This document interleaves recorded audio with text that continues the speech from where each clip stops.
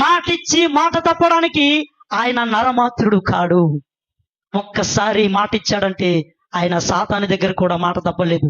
ఈరోజు సాతాను ఎన్నో మనుషులను మాయ చేస్తున్నాడు.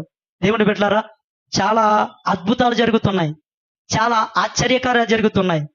దేవుని బిడ్డలారా, ఇవన్నీ కూడా దైవత్వము అనుకోవద్దు.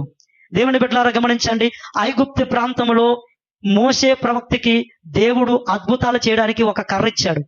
ఆ కర్ర పట్టుకెళ్ళి కింద వేస్తుంటే అది పాము అవుతుంది. ఇదిగో ఇది అద్భుతం అన్నాడు దేవుడు. అయితే ఆ పాము కింద అయిన తర్వాత దాన్ని తోక పట్టుకుంటుంటే అది మళ్ళీ కర్రగా మారిపోతుంది. ఇది అద్భుతం అన్నాడు. అయితే ఈ మోషే వెళ్ళి ఆ ఐగుప్తీయుల మధ్యలో ఈయన ఒక అద్భుతం చేద్దామని చెప్పి కర్ర కింద పడిస్తే పాము అయిందంట, ఎలా అలా తిరుగుతుందంట. అప్పుడు ఆ పామును పట్టుకోకుండా మళ్ళీ కర్ర అయిపోయిందంట.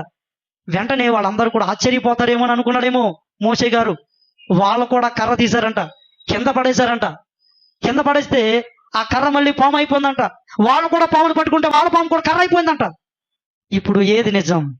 దేవాతి దేవుని ద్వారా నిలబడినటువంటి మోషే చేసిన అద్భుతం నిజమా, లేదంటే గారడి విద్యలు చేసే మాంత్రికులుగా ఉన్నటువంటి వారు చేసింది నిజమా? ఈ లోకంలో దేవుని బిడ్డ మోషే చేసింది నిజం, కరెక్ట్. దేవుని బిడ్డలారా, ఇప్పుడు మోషే చేసినటువంటి ఈ అద్భుతం నిజము అనడానికి రుజువేంటి అంటే, వాళ్ళు పడేసిన కర్ర పాము అయితే ఈయన పడేసిన కూడా కర్ర కూడా పాము అయింది కదా. ఇప్పుడంట వాళ్ళ పాములను లేదంటే వాళ్ళ కర్రలను మోసే కర్ర మింగేసింది. కానీ ఇది మనం గ్రహించం. కానీ అక్కడ ఒక కార్యం జరిగింది. చూడండి, ఎందుకు ఈ మాటలు చెప్తూ ఉన్నాడంటే, దేవుని బిడ్డలారా, ఈ అంత్యకాలంలో మనల్ని దేవుని యొక్క కార్యములేవు, లేదంటే సాతాను ద్వారా జరుగుతున్నటువంటి కార్యాలేవు మనము గ్రహించుకోకుండా అపవాది మనందరినీ కూడా మోసం చేస్తా ఉన్నాడు.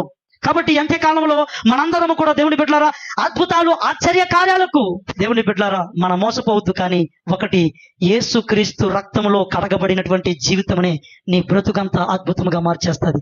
నువ్వు బ్రతికినంత కాలము నిన్ను తలగా నిలబడుతుంది, నీ బ్రతికినంత కాలము నిన్ను పైవాడిగా నిలబడుతుంది. ఎందుకంటే అది ఎవరికి వాగ్దానం చేయబడిందంటే, యేసయ్య రక్తములో కడగబడి ఆయన సింహాసనం మీద కూర్చోబెట్టబడిన వాడు ఎవరున్నాడో వారికి ఈ వాగ్దానాలన్నీ కూడా ఉచితముగా ఆయన ఇచ్చి ఆమేన్ నమ్మినప్పుడల్లా వారికి జరగాలని చెప్పేశాడు యేసు ప్రభు. హల్లెలూయా.